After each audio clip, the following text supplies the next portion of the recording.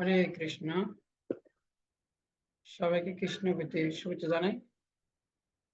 তো আজকে আমরা শ্রীমদ্ ভগবদ গীতা প্রথম অধ্যায় থেকে আমরা প্রথম অধ্যায়ের সার বস্তু নিয়ে আমরা আলোচনা করব। তো প্রথম অধ্যায়টা হচ্ছে অনেক গুরুত্বপূর্ণ। প্রথম অধ্যায়ের নাম বিষাদ যোগ। বিষাদ থেকে ভগবদ গীতার সূচনা হয়। বিষাদ মানে হচ্ছে দুঃখ। তো এই আহ, বিষাদ মানে হচ্ছে দুঃখ, কিন্তু জীবনের প্রকৃত দুঃখ সম্বন্ধে আমরা উম, জানি না। তো বলা হচ্ছে যে জীবনের প্রকৃত দুঃখ জানাটা হচ্ছে যে জ্ঞান, দুঃখ না জানাটা হচ্ছে অজ্ঞান।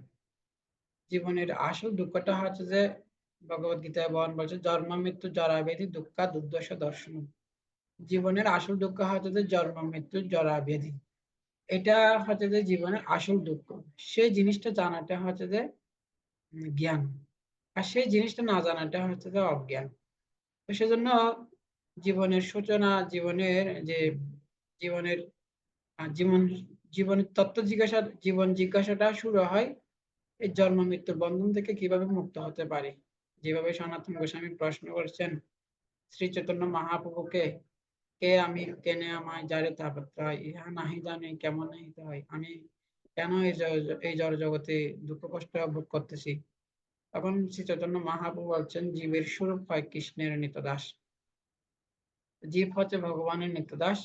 সে ভগবানকে ভুলে যাবার কারণে এই জড় জগতে বিভিন্ন রকম দুঃখ কষ্ট ভোগ করতে চায়। তো সেজন্য জীবনের আসল দুঃখটা হচ্ছে যে জীবনের যে জীবন জিজ্ঞাসাটা শুরু হবে কিভাবে জন্ম মৃত্যুর বন্ধন থেকে আমরা মুক্ত হতে পারি। তো তো আমি প্রথমে মঙ্গল আচরণ করব, তারপরে আমাদের আলোচনা শুরু করব। তো সবাইকে অনুরোধ করবো আমাদের সাথে থাকুন। আমাদের সাথে থেকে আপনি এই ভগবদ গীতা শ্রবণ করুন। শ্রবণ করার মাধ্যমে আপনি অনেক উপকৃত হতে পারেন। ওম জ্ঞান তিমিরন্ধস্য জ্ঞানাঞ্জনা শলাকায় চক্ষুর্মিলিतं येन তস্मै শ্রী গুরুবে নমঃ। শ্রী চৈতন্য মনোভীষ্টং স্থাপিतं येन ভূতলে স্বয়ং রূপং পদামৃतं দদাতি স্বপ্নদান্তিকং। বন্দেহং শ্রীগুরু শ্রীযুত পদকমলং শ্রীগুরুণ বৈষ্ণবাংশ্চ শ্রীরূপং সাগ্রজাতং সহগণ রঘুনাথিतं तं সজীবং সাদূতং সাবধূতং পরিজনং সহিতং কৃষ্ণ চৈতন্য দেবং শ্রী রাধা কৃষ্ণ পাদং সহগণ ললিতা শ্রী বিশাখা নিতাংশত। হে কৃষ্ণ করুণা সিন্ধু দীনবন্ধু জগৎপতে গোপেশ গোপিকা কান্ত রাধা কান্ত নমস্তুতে। তপ্ত কাঞ্চন গৌরাঙ্গে রাধা বৃন্দাবনেশ্বরী বিশ্ববানুসুতে দেবী প্রণমামি হরিপ্রিয়ে। নীলাচল নিবাসায় নিত্যায় পরমাত্মনে বলভদ্র সুভদ্রাবাং জগন্নাথায় তে নমঃ। পঞ্চতত্ত্বাত্মকং কৃষ্ণং ভক্তরূপ স্বরূপকং ভক্তাবতারং নমামি ভক্তশক্তিকং নম মহাবদন্যায় কৃষ্ণ প্রেম পদয়তে। কৃষ্ণায় কৃষ্ণ চৈতন্য নামে গৌরতিশে নমঃ। বিন্দায় তুলসী দিব্যৈ প্রিয়ায় কেশবশ্চ বিষ্ণু ভক্তি পদে দেবী সত্যবতে নমো নমঃ। বাঞ্ছাকল্পতরুভ্যশ্চ কৃপা সিন্ধুভ্যশ্চ পতিতানাং পাবনেভ্যো বৈষ্ণবেভ্যো নমো নমঃ। জয় শ্রীকৃষ্ণ চৈতন্য প্রভু নিত্যানন্দ শ্রী অদ্বৈত গদাধর শিবাসাদি গৌর ভক্তবৃন্দ। হরে কৃষ্ণ কৃষ্ণ কৃষ্ণ হরে হরে, হরে রাম রাম রাম হরে হরে। ভগবদ গীতার কাহিনী। অমৃতের তরঙ্গিনী ডোবাইল জগৎ আনন্দ প্রবাহী দিনে কৃষ্ণদাস ব্যাখ্যানে করিয়া সযতনে পান করো সুধিজন সুখে। আসলে প্রকৃতপক্ষে ভগবদ গীতাটা কারা শ্রবণ করে থাকে? তো ভগবদ গীতায় গীতা মাহাত্মে শঙ্করাচার্য বলছে যে সর্ব উপনিষদু কৌন্তেয় মূর্তয় সম্ভবন্তি। সর্ব উপনিষদু সর্ব উপনিষদু গাব দুগ্ধ গোপাল নন্দন পাত বৎস সুধী ভোক্তা দুগ্ধং গীতা অমৃতম। সর্ব উপনিষদ দুগ্ধ গোপাল নন্দন পাত বৎস সুধী ভোক্তা দুগ্ধং গীতা অমৃত। সর্ব উপনিষদ ভোক্তা, সর্ব উপনিষদ সুধী ভোক্তা। সুধী মানে হচ্ছে যে বুদ্ধিমান। বলা হচ্ছে যে প্রকৃতপক্ষে এই ভগবত গীতাটা যারা বুদ্ধিমান ব্যক্তি তারা একমাত্র এই ভগবত গীতাটা তারা পান করে থাকেন। সেজন্য যারা প্রকৃত বুদ্ধিমান ব্যক্তির কর্তব্য হচ্ছে ভগবত গীতা যে শ্রবণ করা সেটা মানুষের উচিত। আর হরিনাম কারা করে থাকেন? হরিনাম সম্বন্ধেও শ্রীমদ্ ভাগবতম একটা শ্লোক আছে। কৃষ্ণ বর্ণ তৃষা কৃষং সাঙ্গ পাঙ্গ সপাশদম যজ্ঞে সংকীর্তনে পায় যজন্তি সুমেধস। সুমেধা মানে হচ্ছে বুদ্ধিমান। তো যারা অত্যন্ত বুদ্ধিমান ব্যক্তি তারা এই কলিযুগে যুগধর্ম হরিনাম করে থাকেন। তো আমরা তো শুরু করতে যাচ্ছি আজকে শ্রীমদ্ ভগবত গীতার প্রথম অধ্যায়ে যে প্রথম অধ্যায়ের সারসংক্ষেপ 1 থেকে 30 নম্বর শ্লোক পর্যন্ত আমরা আলোচনা করার চেষ্টা করব। তো বলা হচ্ছে যে কি কেন কৃষ্ণ প্রকৃতপক্ষে অর্জুনকে গীতার জ্ঞান প্রদান করেছিলেন। তো অর্জুন কেন মোহিত হয়েছিলেন? তো বলা হচ্ছে যে অর্জুন হচ্ছে না কৃষ্ণের সখা।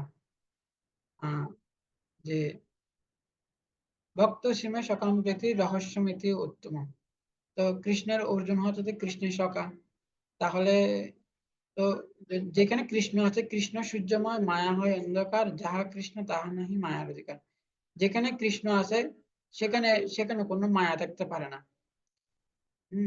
কৃষ্ণ সূর্যময়, মায়া হয় অন্ধকার, যাহা কৃষ্ণ তাহা নাহি মায়ার অধিকার। তো কৃষ্ণ অর্জুন হচ্ছে যে ভগবানের নিত্য পার্ষদ। তাহলে যেখানে কৃষ্ণের উপস্থিতি রয়েছেন সেখানে কোনো তো মায়া থাকতে পারে না। তাহলে অর্জুন কিভাবে মোহগ্রস্ত হলো? তো প্রকৃতপক্ষে যে অর্জুন যে মোহগ্রস্ত হলো তার একটা কারণ হচ্ছে কি অর্জুনকে ভগবানের কৃষ্ণের ইচ্ছায় অর্জুন মোহগ্রস্ত হয়েছেন। তো অর্জুন মোহগ্রস্ত হওয়ার মাধ্যমে ভগবান কৃষ্ণ অর্জুনকে এই গীতার জ্ঞান প্রদান করছেন। তো অর্জুনকে মোহগ্রস্ত হওয়ার মাধ্যমে কৃষ্ণ অর্জুনকে গীতার জ্ঞান প্রদান করছেন। তো এটা হচ্ছে কি এটা হচ্ছে প্রকৃতপক্ষে ভগবানের ভগবানের ইচ্ছাই। মায়া মুগ্ধ জীবের নাহি সুত কৃষ্ণ জ্ঞান, জীবের কৃপায় কইলা কৃষ্ণ বেদ পুরাণ। জীব যেন এই জড়জগতের বন্ধন থেকে মুক্ত হতে পারে। আমরা এই জড়জগতে নানা রকম দুঃখ কষ্ট পাচ্ছি। তো কৃষ্ণ উনি কৃপা করে এই জড়জগতে অবতীর্ণ হয়েছেন এবং অবতীর্ণ হয়ে আমরা যেন কৃষ্ণকে যেন উপলব্ধি করতে পারি, সেজন্য কৃষ্ণ কৃপা করে এই গীতার জ্ঞান দান করেছেন। এই গীতার জ্ঞানের মাধ্যমে আমরা কি কি জানতে পারি? তো এই গীতার জ্ঞানের মাধ্যমে আমরা আমাদের নিজের স্বরূপ সম্বন্ধে জানতে পারি। আমরা দেহ থেকে আলাদা আত্মা, সে সম্বন্ধে আমরা জানতে পারি। এটা একমাত্র ভগবত গীতা থেকে আমাদের প্রকৃত স্বরূপ সম্বন্ধে সেটা আমরা জানতে পারবো। এরপর হচ্ছে কি এটা বলা হয় সম্বন্ধ, অর্থাৎ আমি কে, আমি নিজেকে যদি জানতে হয় ভগবত গীতাটাকে জানতে হবে। তারপর হচ্ছে যে ভগবানকে, তো আমরা জানতে পারি কি কৃষ্ণ ওর ভগবত গীতায় বলছে যে আমি হলাম ভগবান। তো এবং কৃষ্ণ যে উনি যে ভগবান সেটা ভগবান ভগবত গীতায় বলছে। এবং সমস্ত জীব হচ্ছে ভগবানের অংশ সেটাও বলছে। সর্বজনীষ কুঞ্জে মূর্তৈ সম্ভবন্তি যা তাসাত মহৎ জুনি অহম বীজ পদবিতা। সমস্ত জীব হচ্ছে আমার বীজ প্রদানকারী, আমি হলাম সমস্ত জীবের বীজ প্রদানকারী পিতা। তো এইভাবে আমরা ভগবান হচ্ছে যে আমরা হলাম ভগবানের নিত্য দাস এবং ভগবান হচ্ছে আমাদের পরম প্রভু। তো এইভাবে আমরা গীতা পড়ার মাধ্যমে আমরা কৃষ্ণ হচ্ছে আমাদের পরম প্রভু, আমরা হলাম ভগবানের সন্তান। তো এগুলো আমরা জানতে পারি। সেজন্য কৃষ্ণকে যেহেতু ভুলে গেছি সেজন্য কৃষ্ণ কৃপা করে আমাদেরকে ভগবত গীতার জ্ঞান দান করেছেন। আর ভগবত গীতার জ্ঞানের মাধ্যমে আমরা সেই তত্ত্বটা উপলব্ধি করতে পারি। সেজন্য কৃষ্ণ কৃপা করে এই গীতার জ্ঞান দান করছেন। যদি ভগবত গীতার জ্ঞান যদি কৃষ্ণ যদি দান না করতো, আজকে আমরা কখনো কৃষ্ণকে উপলব্ধি করতে পারতাম না। তো সেজন্য প্রকৃতপক্ষে ভগবান কি করেছেন, অর্জুন যে মোহগ্রস্ত হয়েছেন প্রকৃতপক্ষে সেটা হচ্ছে যে ভগবানের ইচ্ছা। কেন অর্জুনকে মোহগ্রস্ত হওয়ার মাধ্যমে ভগবান কৃষ্ণকে এরকম একটা পরিস্থিতি তৈরি করেছেন। অর্জুনকে একটা পরিস্থিতি তৈরি করে অর্জুনকে যেন গীতার জ্ঞান দান করতে পারেন, সেরকম একটা সেরকম একটা পরিস্থিতির সম্মুখীন করেছেন অর্জুনকে। এরপরে উনি গীতার জ্ঞান প্রদান করেছেন। প্রকৃতপক্ষে বলা হচ্ছে কি বিষাদ মানে হচ্ছে দুঃখ, অর্থাৎ দুঃখের মাধ্যমে ভগবানের সাথে যুক্ত হওয়া যায়। প্রকৃতপক্ষে ভগবত গীতায় ভগবান এই জগতের স্বরূপ সম্বন্ধে ব্যাখ্যা করেছেন। তো ভগবত গীতা বহন বলছে এই জগৎটা হচ্ছে কি দুঃখালয়ম অশাশ্বতম। তো আমরা দুঃখ না চাই, কেউ আমরা দুঃখ চাই না, কিন্তু আমাদেরকে দুঃখ পেতে হয়, কেননা এই জগতের স্বরূপে হচ্ছে যে দুঃখালয়ম অশাশ্বতম। দুঃখ না চাইলেও সেজন্য আমাদেরকে দুঃখ পেতে হবে। তো সেজন্য তো আমরা তো এই জগতে বিভিন্ন রকম দুঃখ কষ্ট পাবো। কিন্তু কিন্তু দুঃখের মাধ্যমে আমাদের কি করতে হবে? ভগবানের সাথে সংযুক্ত থাকতে হবে। আমাদের এখানে দুঃখ পেতে হবে।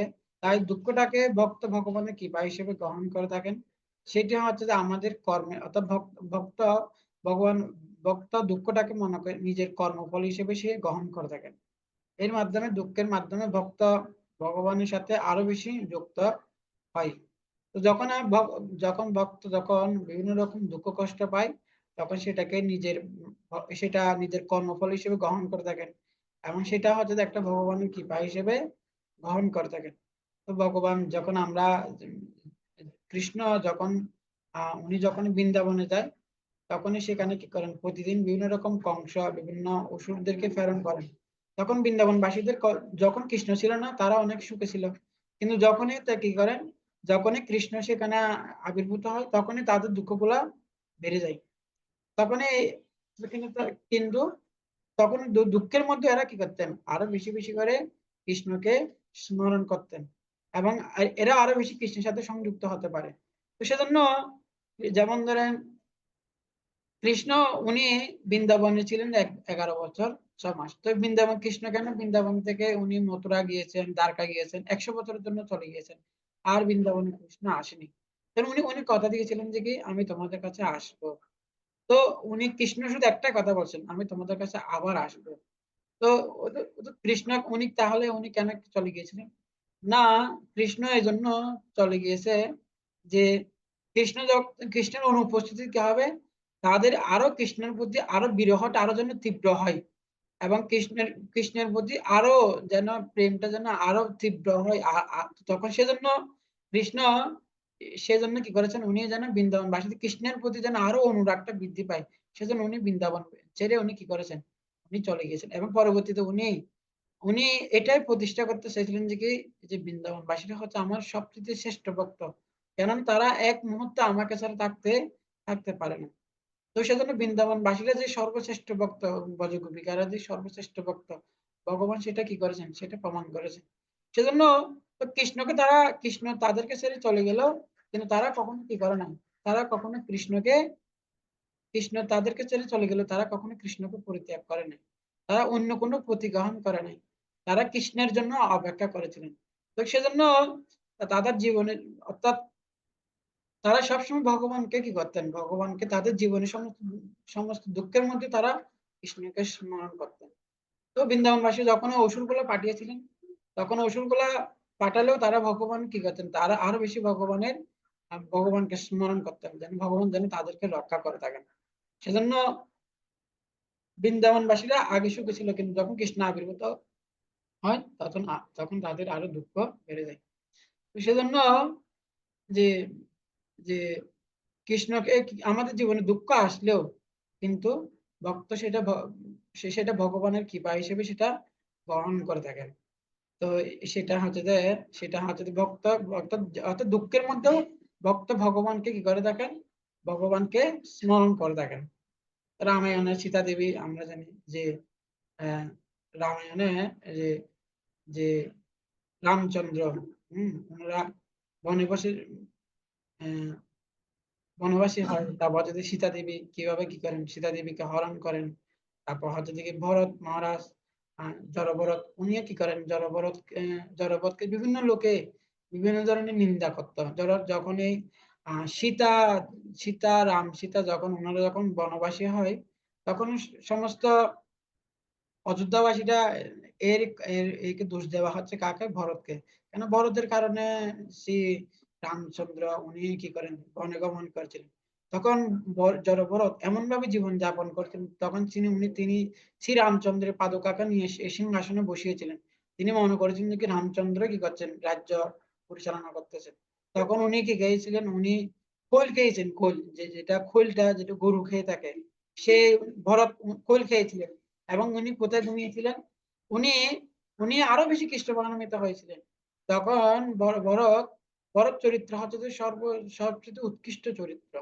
যে রামচন্দ্রের যে ভাই ভরত, হ্যাঁ, ভরত উনি মানে মাটির নিচে উনি মাটিতে গর্ত করে সেখানে ঘুম যেত।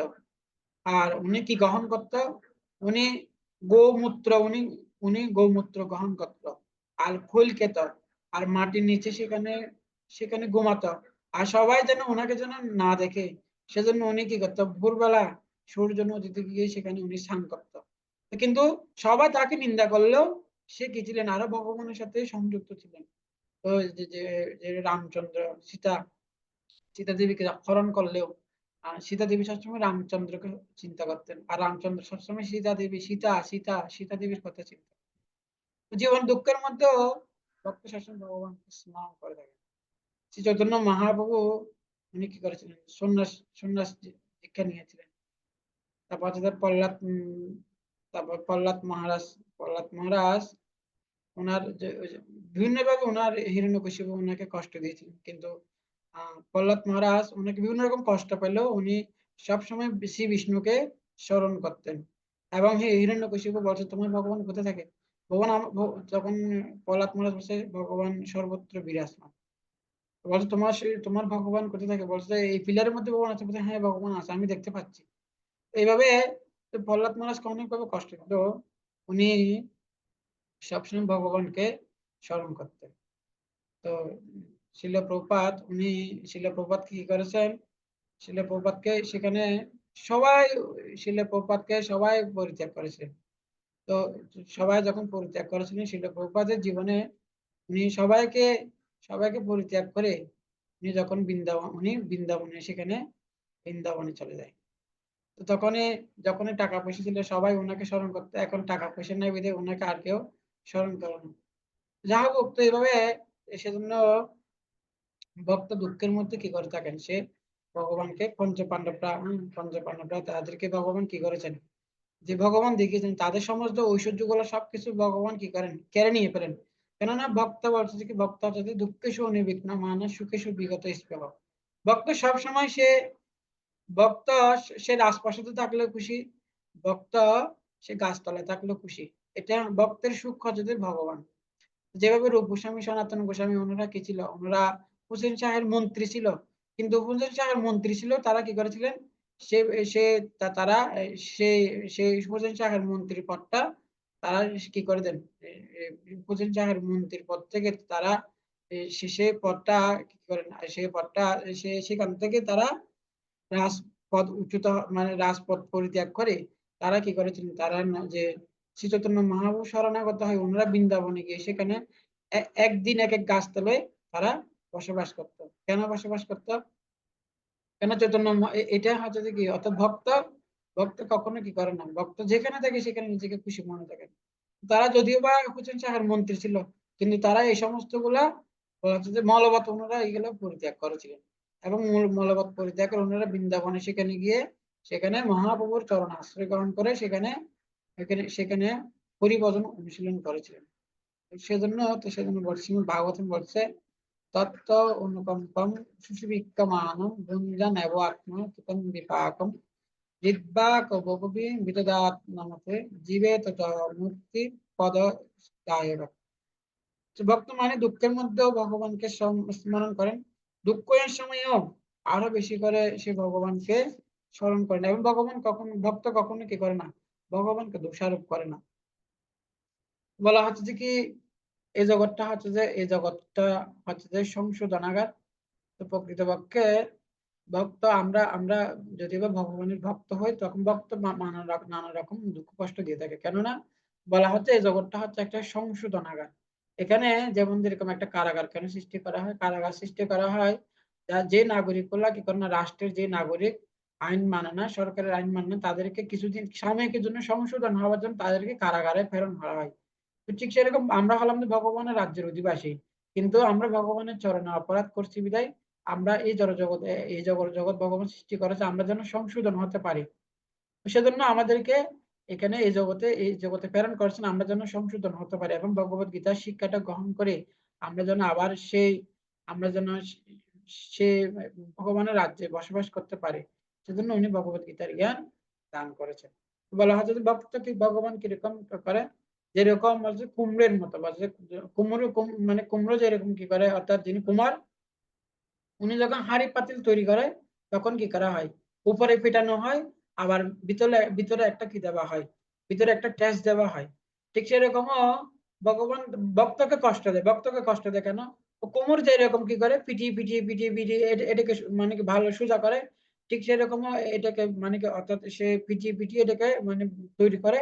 ঠিক সেরকমও ভক্ত ভগবান ভক্তকে বিভিন্ন রকম কি করে দুঃখ কষ্ট দেন। ভগবান কখনো ভক্ত কখনো ঐশ্বর্যশালী হয়, কখনো সে গরিব হয়, কিন্তু ভক্ত সবসময় সে সবসময় কি নির্লেপ থাকেন। ভক্তের জন্য সবকিছু হচ্ছে সমান। ভগবান ভক্তকে কষ্ট দেয় কেন কেন না, ভক্তকে কষ্ট দেয় ভগবান। ভক্ত যেন কি হতে পারেন, সেজন্য সেজন্য ওই যে যে যে যে কুমার যেরকম যে হাড়ি পাতিল পিঠায়, সেজন্য ভক্তকে শুদ্ধ করার জন্য ভগবান বিভিন্ন রকম ভক্ত যেন জড়ক্লেশ থেকে মুক্ত হতে পারে, সেজন্য ভক্ত ভগবান কি করেন, ভক্তকে বিভিন্ন রকম দুঃখ কষ্ট দিয়ে থাকে। ভক্ত যখন বিভিন্ন রকম দুঃখ কষ্ট পায়, তখন এই জড়জাগতিক বিভিন্ন রকম আসক্তি গুলো থেকে সে তাড়াতাড়ি আরো বেশি মুক্ত হতে পারে। কেন, যেহেতু ভক্তের অনেক রকম আসক্তি থাকে, সেজন্য আসক্তি গুলো থেকে মুক্ত হতে পারে। সেজন্য ভগবান ভক্তের সবকিছু কি করে ফেলেন, হরণ করে নিয়ে ফেলেন। তো অর্জুনকে প্রকৃতপক্ষে অর্জুনকে যে অর্জুনকে যে বিষাদের অর্থাৎ এই জড়জগতে, অর্থাৎ অর্জুনকে আমাদের যে পরিস্থিতি, সেই পরিস্থিতি অর্জুনের মাধ্যমে সেটা সে অর্জুনের মাধ্যমে সেটা প্রকাশিত করলেন। অর্জুনকে কি করলো, এই জগতের বিষাদের চরম স্তরে, বিষাদের একদম চরম স্তরে নিয়ে যায়, বিষাদের চরম স্তরে অর্জুনকে নিয়ে যাওয়া হয়। বিষাদ মানে দুঃখ, দুঃখটা হচ্ছে যে একটি সার্বজনীন সমস্যা, সমগ্র মানব জাতির সমস্যা, সমগ্র জাতি জন্ম মৃত্যু, এটি হচ্ছে যে জন্ম মৃত্যু যারা ব্যাধি, এটি হচ্ছে যে আসল সমস্যা। তো প্রকৃতপক্ষে এই যে বিষাদ মানে হচ্ছে দুঃখ, আর দুঃখটা হচ্ছে এটা হচ্ছে একটা সার্বজনীন সমস্যা।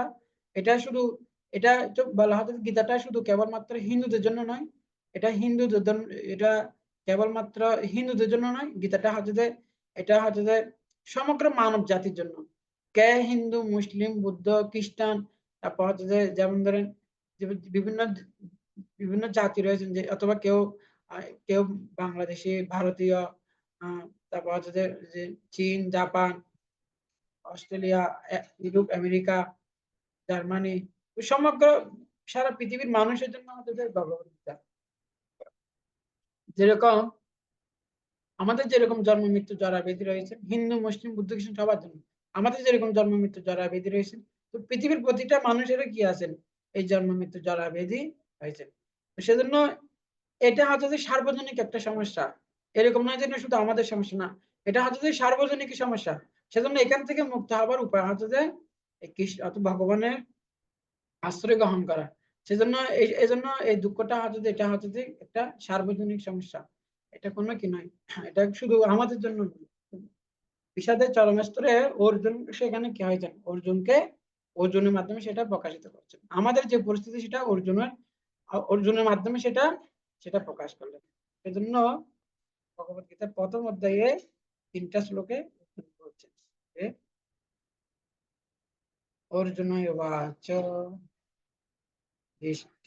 দিষ্টা ইমং সজনম কৃষ্ণ যজোৎসমপোস্থিতম শিরন্তি মামগাত্রাণি মূকং চ পরিশুষ্যতি। অর্জুনায় উবাচ দৃষ্টা ইমং সদनं কৃষ্ণ যোজোৎসমপোস্থিতম ছেদন্তি মম গাত্রাণি মূকং চ পরিশুষ্যতি। অর্জুন বললেন, হে প্রিয়বর কৃষ্ণ, আমার সমস্ত বন্ধু বান্ধব ও আত্মীয় স্বজনদের এমন ভাবে যুদ্ধবিলাসী হয়ে আমার সামনে অবস্থান করতে দেখে আমার অঙ্গ প্রত্যঙ্গ অবশ হয়ে হচ্ছে এবং মুখ শুষ্ক হয়ে উঠছে। তো এখানে যে কৃষ্ণ অর্জুন যখন যখন কুরুক্ষেত্রের রণাঙ্গনে যখন যুদ্ধ হবে, তখন কৃষ্ণ কি করেন, যুদ্ধ হওয়ার আগে কৃষ্ণ শঙ্খধ্বনি করেছিলেন। শঙ্খধ্বনি যখনই শঙ্খধ্বনি হয় মানে যুদ্ধ শুরু হবে, তখন এই পরিস্থিতির মধ্যে অর্জুন বলছে কি করো, হে কৃষ্ণ, এই যে তোমার যে এই যে আমার রথটা, এটা কি করো, উভয় পক্ষের মাঝখানে উভয় পক্ষের মাঝখানে নিয়ে চলো। তখন কি করেন, তখনই কৃষ্ণ উভয় পক্ষের মাঝখানে এই অর্জুনের রথটা নিয়ে রাখেন। সেনানি উভয়ের মধ্যে স্থাপিত রথ উত্তম যাবৎ একটা নিরীক্ষাহম যুদ্ধ কামান অবস্থিত ওই মায়া সহ যুদ্ধমান অস্মিন রণ সমবন, যে উভয় দলের মাঝখানে সেখানে নিয়ে দেয়। আর সেখানে দেখতে পারি যে অর্জুন কৃষ্ণ কি করেন ঠিক ঠিক যেখান থেকে অর্জুনের মোহ উদয় হবে ঠিক সেখানে গিয়ে ভগবান কি করেন রথ রাখেন। যেখানে তার সমস্ত বন্ধু বান্ধব গুরুদেব রয়েছেন এবং তার ভাইরা রয়েছেন অপুত্ররা রয়েছেন সেখানে সেখানে কি করেন রথটা স্থাপন করেন। তখনই অর্জুন সেই সমস্ত সে তার যে পরিবার এবং তার যে গুরু ভাই সবাইকে সবাইকে দর্শন করে তখন অর্জুন মোহগ্রস্ত হয়ে যায়। তখন অর্জুন মোহগ্রস্ত হয়ে তখনই অর্জুন কৃষ্ণকে বলতে লাগলো, হে প্রিয় কৃষ্ণ, হে প্রিয় বর কৃষ্ণ, আমার সমস্ত বন্ধু বান্ধব আত্মীয় স্বজনদের এমন ভাবে যুদ্ধ বিলাসী হয়ে আমার সামনে অবস্থান করতে দেখে আমার অঙ্গ প্রত্যঙ্গ অবশ হচ্ছে এবং মুখ শুষ্ক হয়ে উঠছে। তো এটা হচ্ছে একদম যে অর্থাৎ অর্থাৎ যখনই অর্থাৎ জাগতিক জীবনের একদম যে চরম স্তরে দুঃখের চরম স্তরে এখানে অর্জুনের মাধ্যমে সেটা প্রকাশিত করলেন।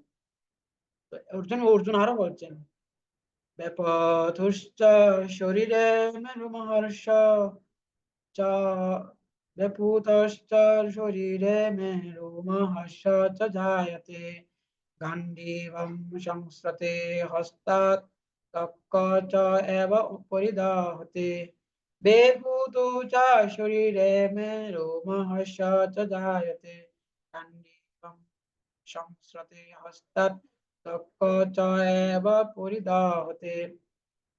তখন অর্জুন বলতে লাগলেন যে আমার সর্বশরীর কম্পিত ও রোমাঞ্চিত হচ্ছে, আমার হাত থেকে গান্ডীব কষে পড়ছে এবং ত্বক যেন জ্বলে যাচ্ছে।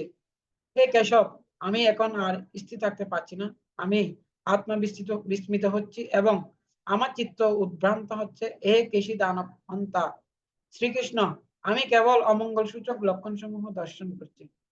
তো এইভাবে অর্জুনের ভিতরে কি হচ্ছে, অর্জুনের ভিতরে জড়জাগতিক ভয় হচ্ছে যে যে জড়জাগতিক যে অর্জুন কি হয় বলেন মোহগ্রস্ত হয়ে পড়েন এবং অর্জুন যে ওদের ওদের দ্বারা সুখাহত হয়ে গেলেন, সুখাহত হয়ে অর্জুন তার শরীর কি হচ্ছে কম্পিত হচ্ছে। অর্থাৎ এদেরকে যদি আমি হত্যা করি তাহলে আমার আত্মীয় স্বজনকে হত্যা করলে আমার পাপ হবে। এখানে অর্জুনের যে পাপের ভয় সেটা অর্জুন এটা প্রকাশিত করছেন যে আমার সর্বশরীর কম্পিত ও রোমাঞ্চিত হচ্ছে, আমার হাত থেকে গান্ডীব কষে পড়ছে এবং ত্বক যেন জ্বলে যাচ্ছে। হে কেশব, আমি এখন আর স্থির থাকতে পারছি না, আমি আত্মবিস্মিত হচ্ছি, আমার চিত্ত উদ্ভ্রান্ত হচ্ছে। হে কেশী দানব হন্তা শ্রীকৃষ্ণ, আমি কেবল অমঙ্গল সূচক লক্ষণ সমূহ দর্শন করছি।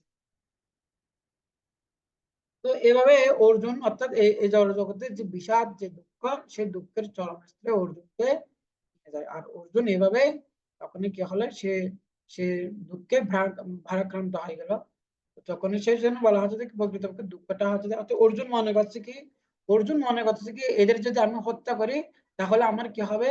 অর্জুন চিন্তা করছে এদেরকে আমি যদি হত্যা করি তাহলে পাপ হবে।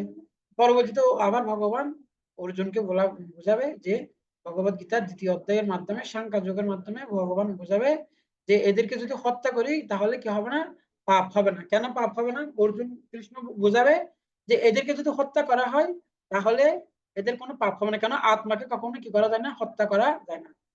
নৈনং ছিদন্তি শস্ত্রাণি নৈনং দহতি পাবক ন চ অনেন ক্লেদয়ন্তি ন শুষতি মা ভারত।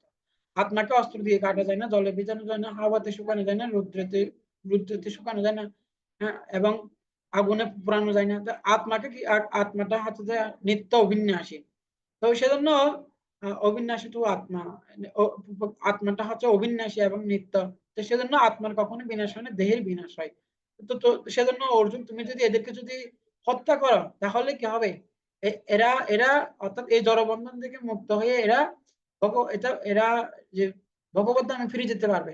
তো সেজন্য এরা প্রকৃতপক্ষে তুমি যদি এদেরকে হত্যা করো তাহলে কি হবে, এদের মঙ্গল হবে। তুমি যদি এদের হত্যা না করলে প্রকৃতির নিয়মে কি হবে, প্রকৃতির নিয়মে এরা একদিন মৃত্যুবরণ করবে।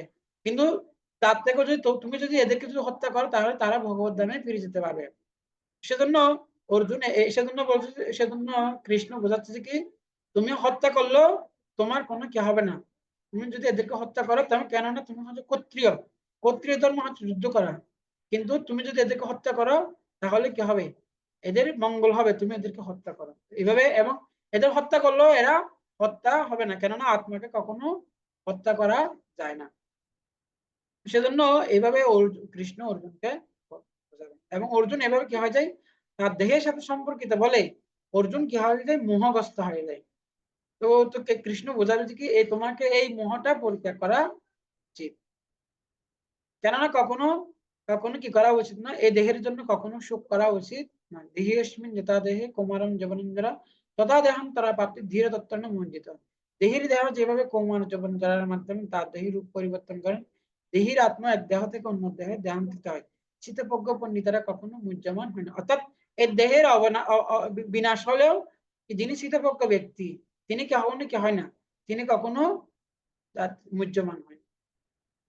তো তো প্রকৃতপক্ষে ভক্ত কি করে থাকেন, ভগবান দুঃখ, ভগবান ভক্ত দুঃখটাকে কি করে থাকেন, গ্রহণ করে থাকেন। কেন দুঃখের মধ্যে সে ভগবানকে স্মরণ করতে পারে। মাতা দেবী কুঞ্জি দেবী বলছে যে বিপদ সুন্দর তাহা শেষ তত্র তত্র জগৎগুরু ভবতু দর্শনম দর্শত অপূর্ণম ভব দর্শনম।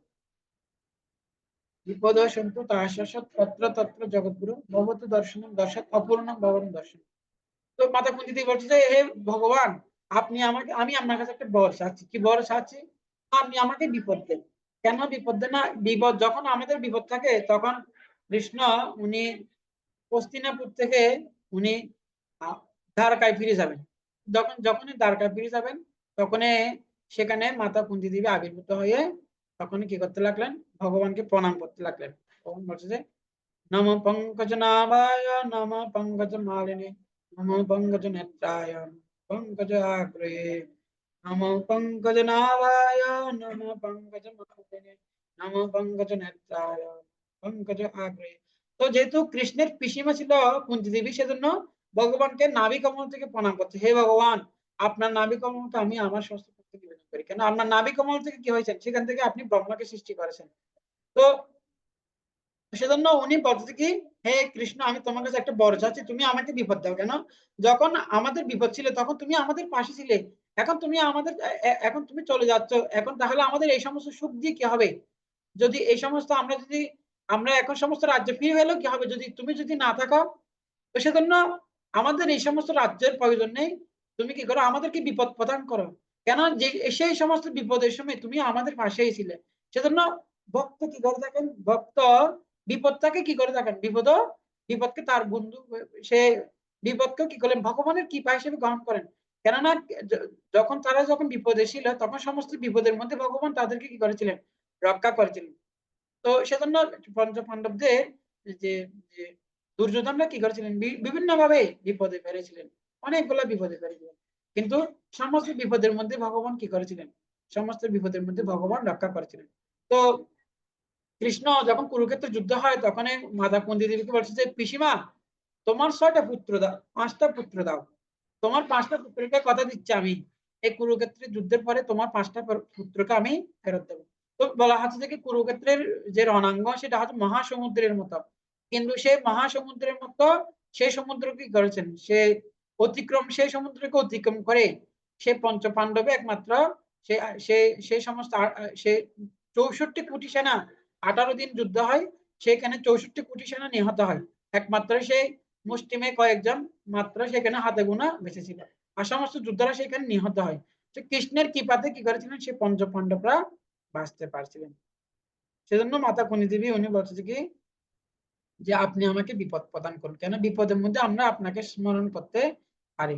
সেজন্য ভগবত গীতায় কিন্তু ভক্ত বিপদের মধ্যে কখনো কি হয় না, সে কখনো বিচলিত হয় না। সেজন্য বলছে ভগবত গীতা দুঃখেষু অনিবিঘ্নমানা সুখেষু বিগত স্পৃহ বিতরাগ ভয় ক্রোধ স্থিত মনি উচ্চতে। অর্থাৎ ভক্ত দুঃখের মধ্যে কখনো কি হয় না, বিচলিত হয় না। দুঃখেষু অনিবিঘ্নমানা সুখেষু বিগত স্পৃহ, এবং সে সুখ লাভ করলেও সে কখনো কি হয় না, এর দ্বারা প্রবাহিত হয় না। দুঃখেষু অনিবিঘ্নমানা সুখেষু বিগত স্পৃহ বিতরাগ ভয় ক্রোধ স্তুতি মনি উচ্চতে। এবং সে কখনো সে কখনো তা সে সে রাগ দেশ সমস্ত কিছু থেকে সে সম্পূর্ণ মুক্ত। সেজন্য আমাদের জানতে হবে আমাদের জীবনে আসল দুঃখটা কি। বলা হচ্ছে যে কি মানুষের 3 রকম দুঃখ থাকে। একটা দুঃখ হাতে থেকে আহার নিদ্রা ভয় মৃত্যু। তো এই জগতের মানুষ এখন কেন তারা মনে করছে, আমরা মনে করছি কি আমরাও অনেক দুঃখ পাচ্ছি। কেন দুঃখ পাচ্ছি না, মানুষ যখনই 4টা জিনিস লাভ করতে না পারে না, আমরা সংগ্রাম করতেছি কিভাবে খাবো, কিভাবে ঘুমাবো, তো এটা হচ্ছে যে দেহের সাথে সম্পর্কিত। খাওয়া দাওয়া, ঘুমানো, আহার বিহার, অথবা এই জড়জগতে অনেক সমস্যা আছে, কিন্তু এগুলো হচ্ছে চারটা জিনিসের ভিতরে, আহার নিদ্রা ভয় মুক্তি, এই চারটা জিনিসের ভিতরে। অথবা কেউ, অথবা কি হতে পারে, কেউ অথবা যেমন ধরেন অথবা সে রোগাগ্রস্ত হতে পারে, তারপর হচ্ছে যে তারপর হচ্ছে যে বিভিন্ন রকম, অথবা কেউ অথবা ধনী, কেউ অথবা গরিব, কেউ অথবা কালো, কেউ অথবা সাদা, কেউ অথবা মোটা, কেউ অথবা চিকন, কেউ অথবা মানে বিভিন্ন ভাবে সমস্যা হতে পারে। কিন্তু আসলে এগুলা এগুলা এটা এটা কিন্তু প্রকৃত সমস্যা নয়। এর উপর একটা হচ্ছে আহার নিদ্রা, এগুলো লাভ করতে না পারে তখনই মানুষ দুঃখী হয়ে পারে। যদি কেউ মনে করছে না আমি তো ভালো করে খেতে পারছি না, 3 বেলা খেতে পারে না, সেজন্য সে দুঃখ পাচ্ছে।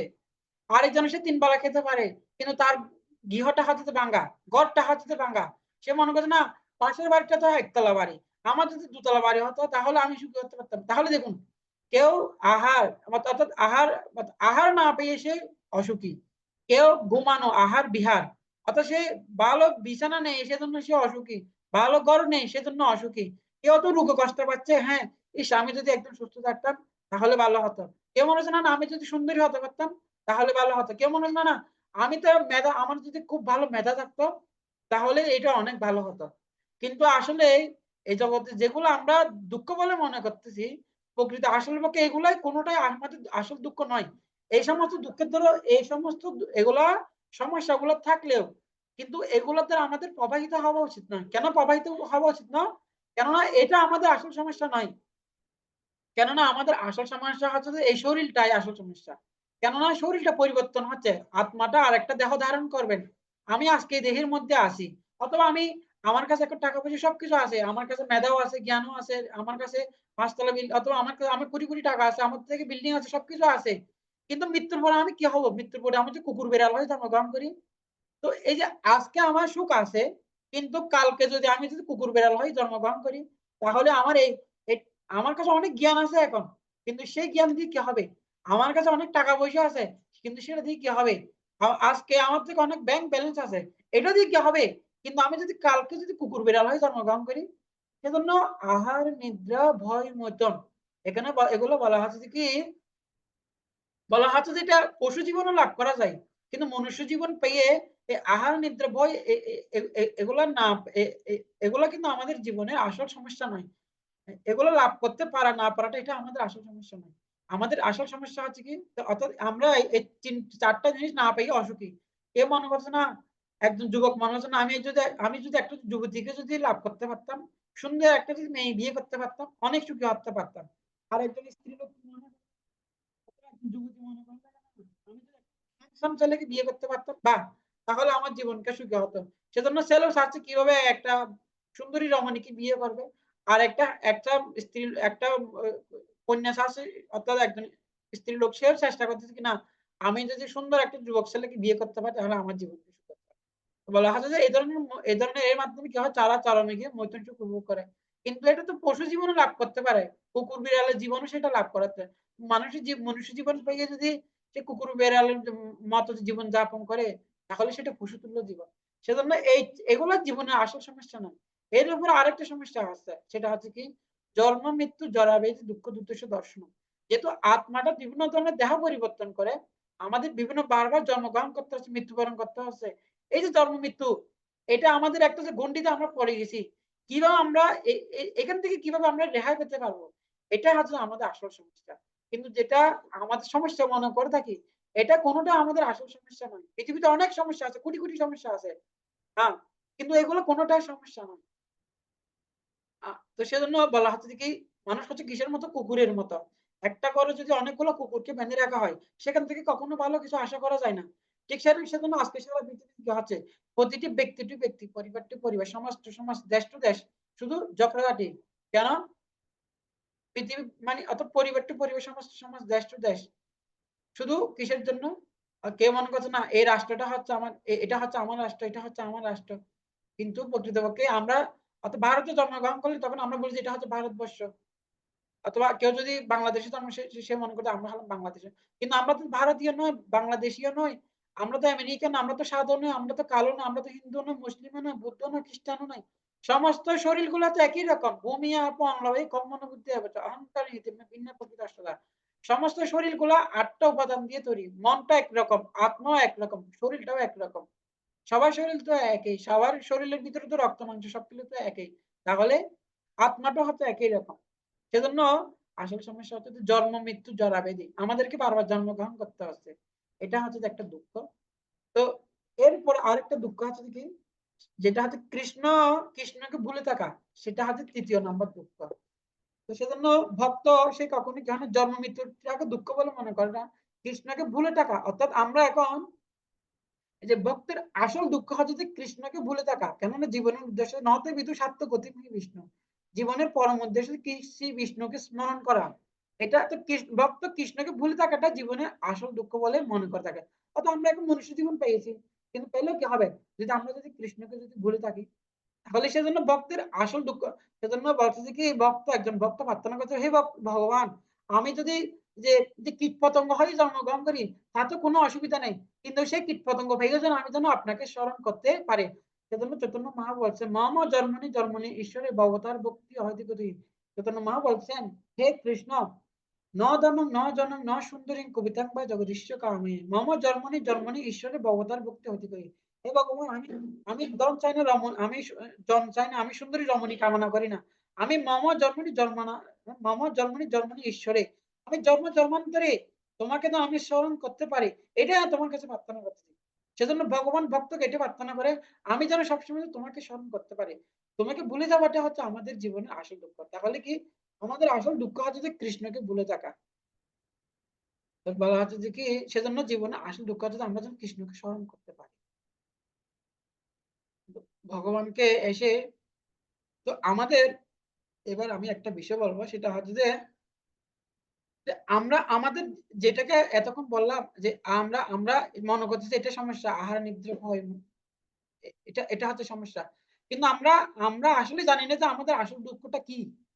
সেজন্য কৃষ্ণ আমাদেরকে অঙ্গুলি দিয়ে দেখিয়ে দিচ্ছে যে তুমি যেটাকে দুঃখ বলে মনে করতেছ, সুখ করতেছ, এটা তো তোমার আসল দুঃখ নয়। তোমার আসল দুঃখ হচ্ছে জন্ম মৃত্যু জরা ব্যাধি। সেজন্য ভগবত গীতার মাধ্যমে দেহি অস্মিন যথা দেহে কুমারম জীবনম যারা তথা দেহম তারা প্রাপ্তি ধীরে তত্র মজ্জতি। দেহির দেহ যেভাবে কুমার যৌবন জরার মাধ্যমে দেহের রূপ পরিবর্তন করেন, দেহি আত্মা এক দেহ থেকে অন্য দেহে ধ্যান্তরিত হয়, শীতপক্ষ পণ্ডিতেরা কখনো মজ্জমান হন না। অর্থাৎ একজন বুদ্ধিমান ব্যক্তি সে কখনো কি হয় না, দেহের পরিবর্তনে সে কখনো মোহগ্রস্ত হন না। তো সেজন্য কেননা সে জানে যে কি দেহটা হচ্ছে যে কি দেহটা পরিবর্তনশীল, আত্মাটা হচ্ছে যে কি নিত্য। তো সেজন্য জীবনের আসল দুঃখটা হচ্ছে যে জন্ম মৃত্যু জরা ব্যাধি। সেটা ভগবান আমাদের কি করতেছেন, ভগবান নিজে অঙ্গুলি দিয়ে দেখে দিচ্ছেন। যেটাকে আমরা দুঃখ বলে মনে করতেছি সেটা দুঃখ না, জীবনের আসল দুঃখ হচ্ছে যে জন্ম মৃত্যু, জরা ব্যাধি। এটাই ভগবান নিজে ভগবত গীতার মাধ্যমে কৃষ্ণ আমাদেরকে আঙ্গুল দিয়ে দেখিয়ে দিচ্ছে। তুমি যেটাকে দুঃখ বলে মনে করতেছো সেটা দুঃখ নয়। সুকম হি ইন্দ্রিয়াকম দৈত্যম দেহ বুদ্ধি অবৎপতে। যে যে প্রহ্লাদ মহারাজ বলছে যে অর্থাৎ এই ধরনের দুঃখগুলা কি, অর্থাৎ এই ধরনের সুখগুলা যে কোনো জীবনে লাভ করা যায়, পশু জীবনে লাভ করা যায়। সুকম হি ইন্দ্রিয়াকম দৈত্যম দেহ যুগেন অবৎপতে, অর্থাৎ যে কোনো জীবনে লাভ করা যায়। কিন্তু কিন্তু কৃষ্ণ, আমরা এই যে মানব জীবন পেয়েছি, কিন্তু অর্থাৎ মানব জীবনের মাধ্যমে আমরা একটা জিনিস লাভ করতে পারি, কৃষ্ণ সেবা সুখ। তো এটা এটা একই ভক্ত আসল দুঃখটা হচ্ছে যে কৃষ্ণ সেবার সুখ থেকে সে বঞ্চিত হওয়া। এটা হচ্ছে যে সেজন্য ভক্তের আসল আনন্দ হচ্ছে যে সেজন্য কৃষ্ণের সেবায় সংযুক্ত হতে পারে। সেজন্য ভক্তের আসল দুঃখ হচ্ছে যে কি সেজন্য কৃষ্ণের সেবা থেকে সে বঞ্চিত হয়ে গেছেন। সেই জিনিসটা যেন লাভ করতে পারে, সেটা হচ্ছে তার একমাত্র উম, জীবনের চরম প্রাপ্তি। সেজন্য আমাদের জীবনের আসল দুঃখটা হচ্ছে আমরা কৃষ্ণকে ভুলে গেছি, আমরা যেন কৃষ্ণকে স্মরণ করতে পারি। সেটা একমাত্র ভক্ত ভগবানের কাছে প্রার্থনা করে থাকেন। সেজন্য বলছে যে দুর্লভ মানব জন্ম লোভিয়া সংসারে কৃষ্ণ না বুঝিল দুঃখ কহিম কাহারে।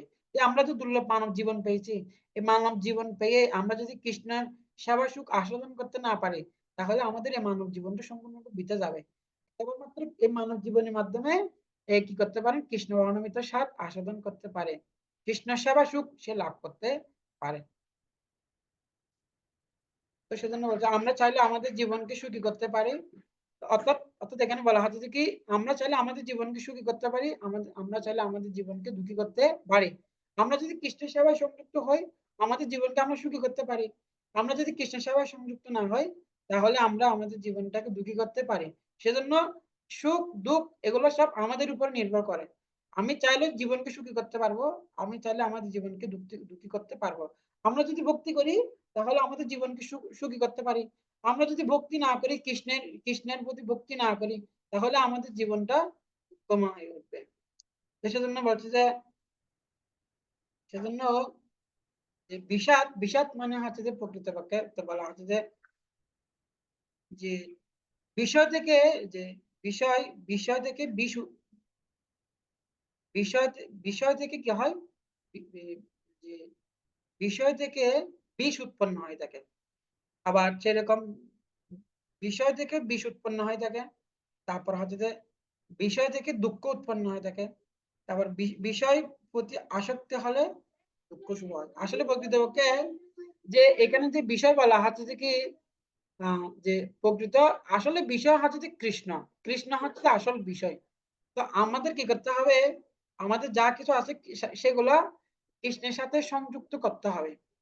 আমাদের যে বিভিন্ন বিষয়ের প্রতি আমাদের যে আসক্তি আছে সেগুলো ভগবানের সাথে সংযুক্ত করলে তাহলে সে আমরা আসক্তি থেকে আমরা কি হতে পারবো, সে আসক্তি থেকে আমরা মুক্ত হতে পারবো। বিষয়ের প্রতি আমরা বলা হচ্ছে যে কি বিষয়ের প্রতি যখনই আমরা বিষয়ের প্রতি যখন আসক্তি থাকবে সেটা হচ্ছে আমাদের দুঃখের কারণ। বিষয়গুলো যখনই ভগবানের সেবা লাগাবো, অর্থাৎ বিষয় মানে কি, যেমন ধরুন আমাদের ছেলে মেয়ে, আমাদের পরিবার, তারপর হচ্ছে যে আমাদের টাকা পয়সা ধন সম্পদ আমাদের যা কিছু আছে সবকিছু কৃষ্ণের সেবায় লাগাবো। আমরা আমাদের কাছে অনেক জ্ঞান আছে, সেই জ্ঞান দিয়ে আমরা ভগবত গীতা ক্লাস করতে পারি, সব ভগবত গীতা শ্রবণ করতে পারি, আমরা কৃষ্ণের জন্য কৃষ্ণের বইগুলো পড়তে পারি, আমরা কৃষ্ণের বইগুলো বিতরণ করতে পারি, কৃষ্ণের কথা অন্যদেরকে আমরা বলতে পারি। আমাদের জ্ঞান আছে, জ্ঞানটা ভগবানের সেবায় লাগাতে পারি। আমাদের টাকা পয়সা আছে, তো আমরা টাকা পয়সা দিয়ে ভগবানের মন্দিরের জন্য ডোনেশন করতে পারি। আমরা বিভিন্ন যে আমরা বৈষ্ণব সেবা দিতে পারি, বিভিন্ন অনুষ্ঠান আয়োজন করতে পারি। আমাদের টাকা আমাদের গৃহ রয়েছেন, সেই গৃহের মধ্যে যদি কৃষ্ণের সেবা করা হয় তখন সেই গৃহটা মন্দিরে পরিণত হচ্ছে। এই যে বিষয়গুলো, এই যে বিষয়, এই বিষয়টা কি আসল বিষয় হচ্ছে যে কৃষ্ণ। এই যে বিষয়গুলো আমাদের কৃষ্ণের সেবায় যখনই সংযুক্ত করব তখনই সেই বিষয় থেকে আমরা কি হতে পারবো, মুক্ত হতে পারবো। কিন্তু যখনই কৃষ্ণকে বাদ দিয়ে যখন আমরা বিষয় ভোগ করার চেষ্টা করব সেটা হচ্ছে আমাদের দুঃখের কারণ। যেমন আমরা কৃষ্ণের আমরা সংসার করছি, তো আমাদের গৃহে যদি ভগবানের সেবা যদি না হয়, সে আমাদের গৃহে যদি যখনই ভগবানের সেবা না হয় তখনই সেখানে কি পাবো, সেখান থেকে আমরা বিভিন্ন রকম দুঃখ কষ্ট পাবো।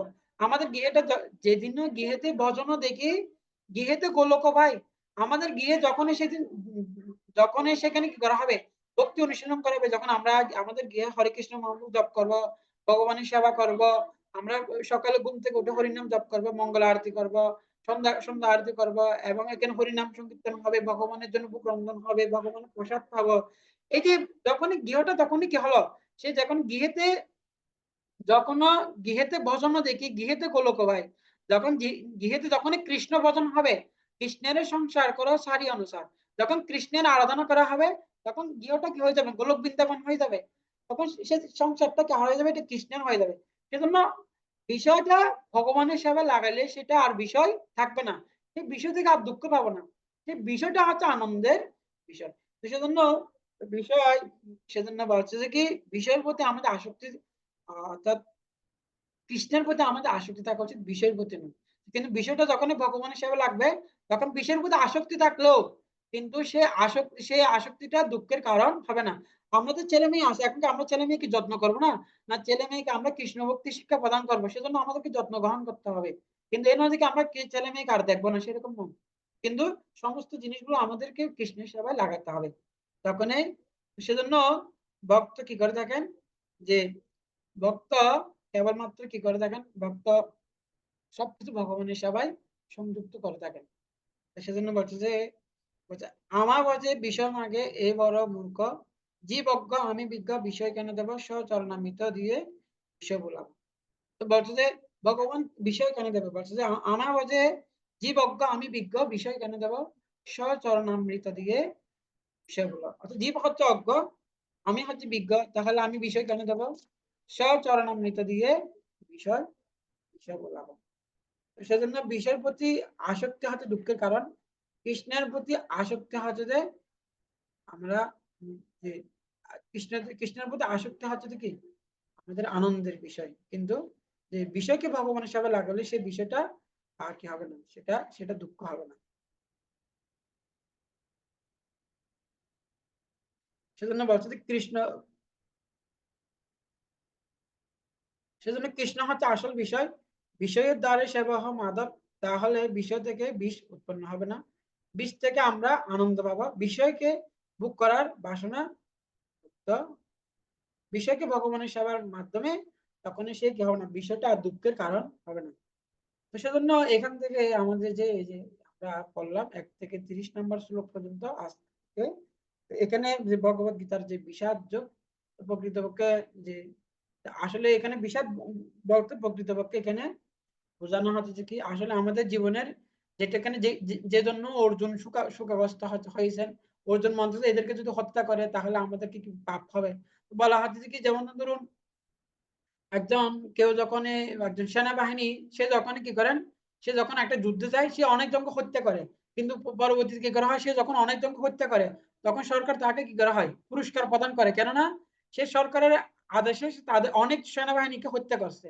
কিন্তু সে যদি কি করে সে যদি মনে করে না না না আমি তো অনেক জনকে হত্যা করে পুরস্কার পেয়েছি তাহলে এবার আমি আমার স্ত্রীকে হত্যা করে ফেলবো কিন্তু সে যখনই তার স্ত্রীকে হত্যা করবে তখনই তাকে আবার জেলে বন্দি করে তাকে ফাঁসিতে ঝুলানো হবে তো একটা হচ্ছে কি সরকারের অনুমোদিত আর একটা হচ্ছে নিজের ইচ্ছাই তো যখন আমরা যখন ভগবানের ইচ্ছা ভগবানের কৃষ্ণ যেহেতু পরম কৃষ্ণ হচ্ছে পরম এবং কৃষ্ণ যেহেতু সর্ব তিনি হচ্ছে সমস্ত সবকিছুর পরম কারণ এবং কৃষ্ণ হচ্ছে সবকিছু যেহেতু পরম কারণ এবং তার আইন মানাটা হচ্ছে যে প্রকৃত ধর্ম তো তিনি যদি বলে যে এদেরকে যদি হত্যা করো যেহেতু সমস্ত এই দেহগুলোর মালিক হচ্ছে যে কৃষ্ণ সেজন্য তিনি যদি বলে যে এদেরকে তুমি হত্যা করো তাহলে অর্জুনের কি হবে না পাপ হবে না তো সেজন্য সেজন্য অর্জুন এভাবে কি করতেন অর্থাৎ ও কৃষ্ণ যদি বলে যে এদেরকে হত্যা করে তাহলে কি হবে না অর্জুনের পাপ হবে না তো সেজন্য এভাবে কি করেছেন যে যে